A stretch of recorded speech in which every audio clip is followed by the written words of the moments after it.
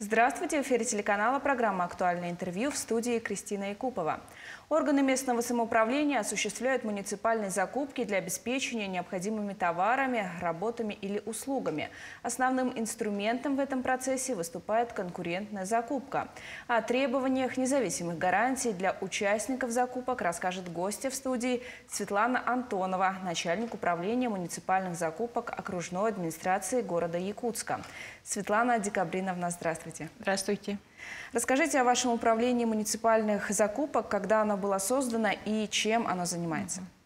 Ну, я бы хотела сказать, что наш уполномоченный органы местного самоуправления городского округа города Якутск является одним из старейших в России, потому что оно было создано в 2004 году, в следующем году у нас будет уже 20-летие.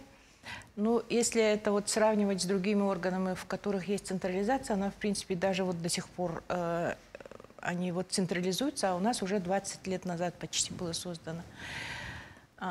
Занимается она, ну, начала заниматься, в то время был совершенно другой закон, 94-й, и также централизация торгов, ну, в принципе, только по бюджетным средствам было начало деятельности нашего учреждения, то есть органа. Тогда это был просто отдел муниципального заказа.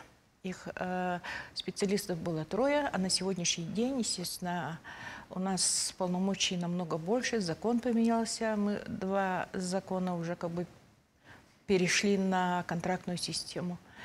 И в управлении у меня на сегодняшний день работает 14 специалистов.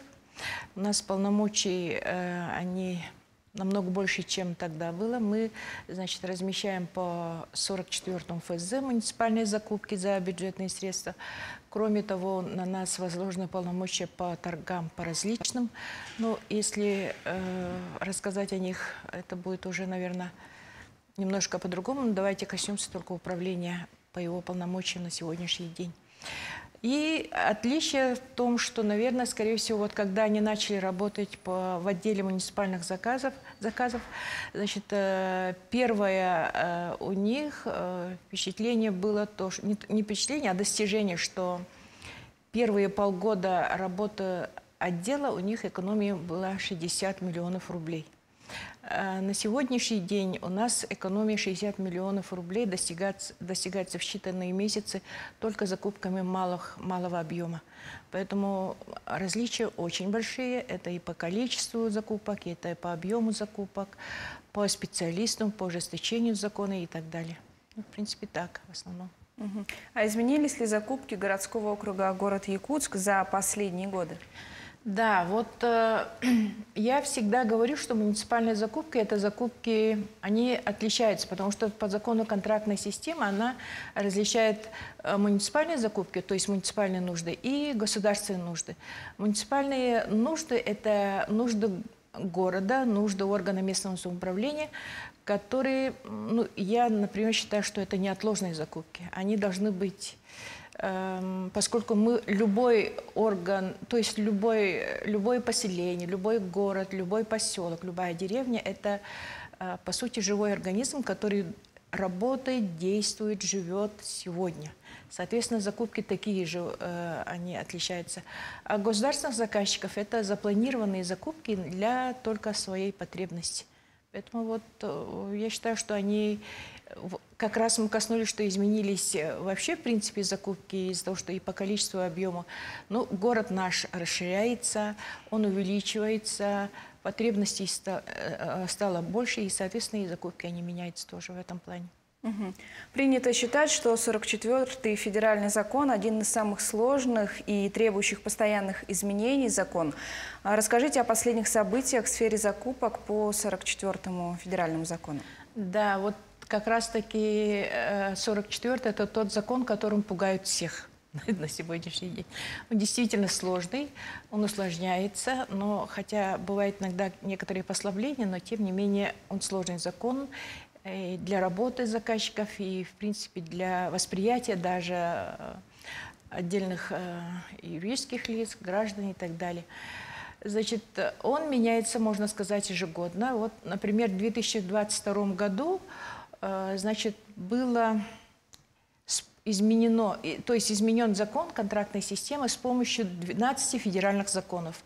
То есть если постатейно пройтись, это было внесено где-то около 150 изменений в сам закон.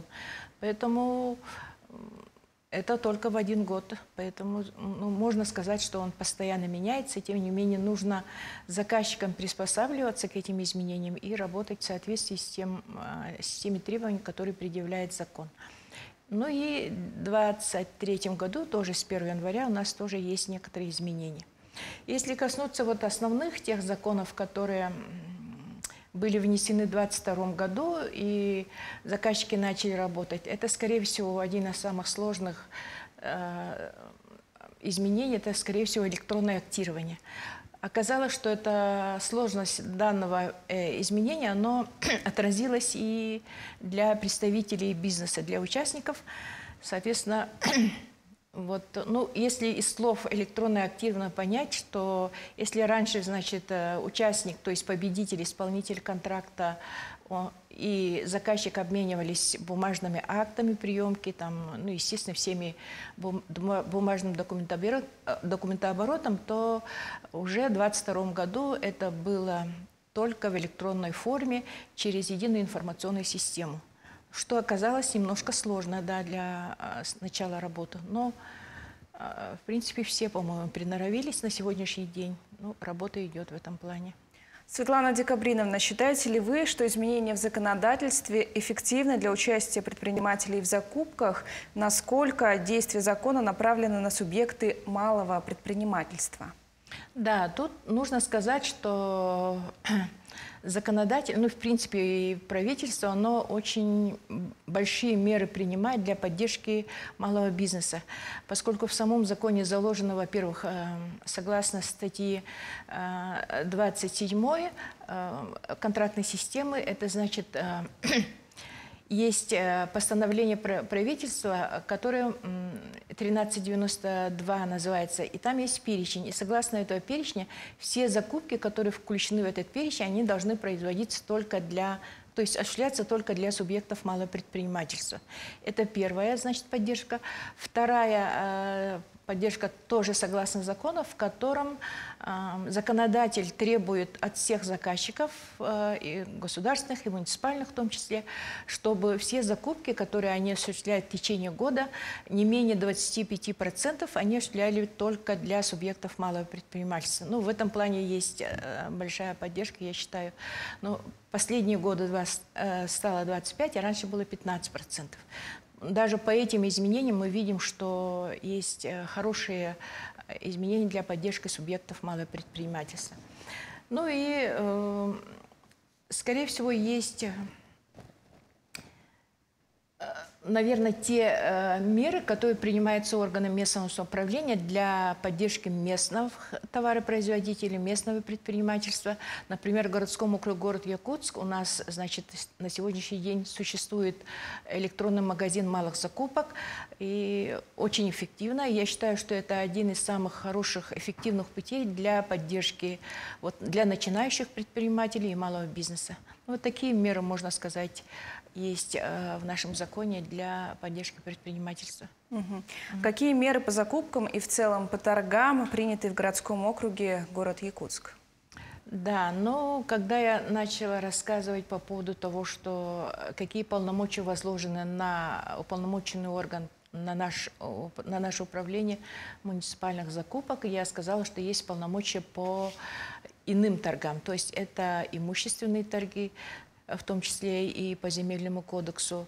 Это торги по нестационарным торговым объектам, это торги по рекламным конструкциям, это торги по весенне-летней сети, которая сейчас вот начнется у нас скоро в мае уже будет приведено в действие. И все эти торги, которые были возложены на нас, Управление муниципальных закупок и орган местного самоуправления приняли решение проводить их в электронной форме. Это для того, чтобы обеспечить, во-первых, прозрачность и расширить конкуренцию среди субъектов малого предпринимательства. Вот такие, ну, я считаю, что это самые такие хорошие меры, которые приняты были в городском округе города Якутск по иным торгам.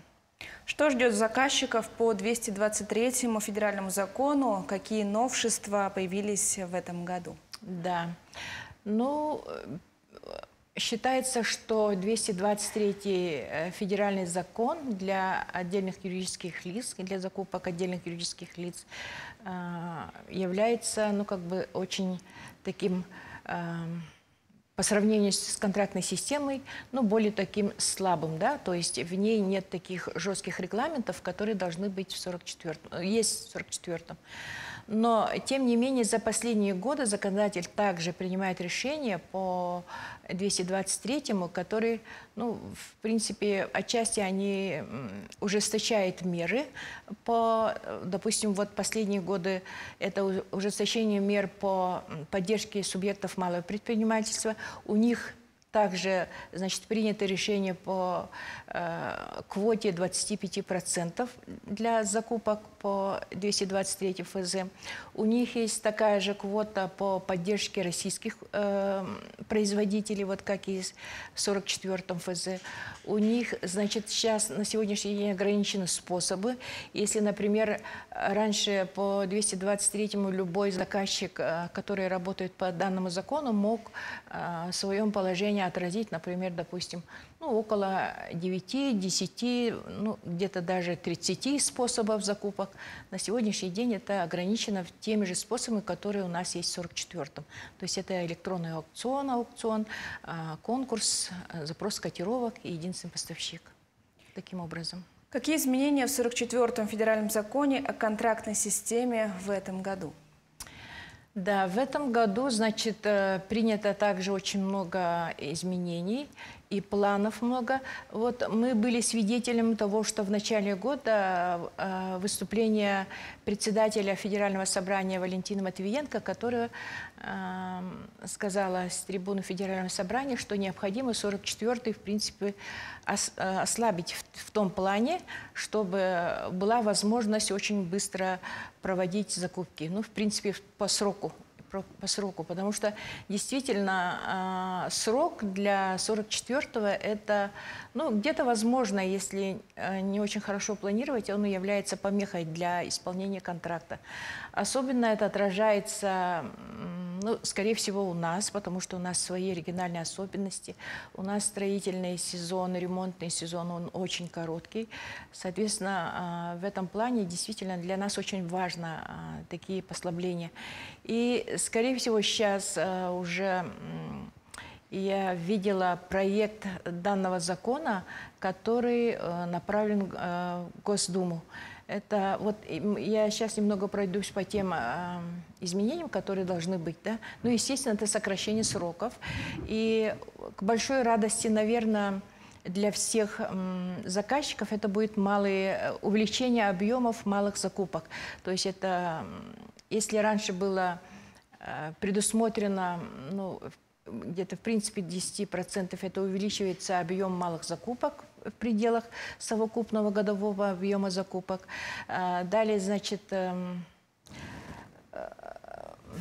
это так, малые закупки еще и...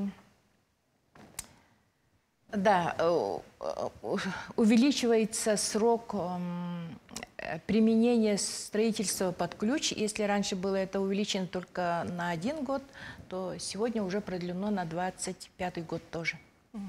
Светлана Декабриновна, спасибо вам за беседу. Спасибо. Это была программа «Актуальное интервью». Оставайтесь на нашем телеканале.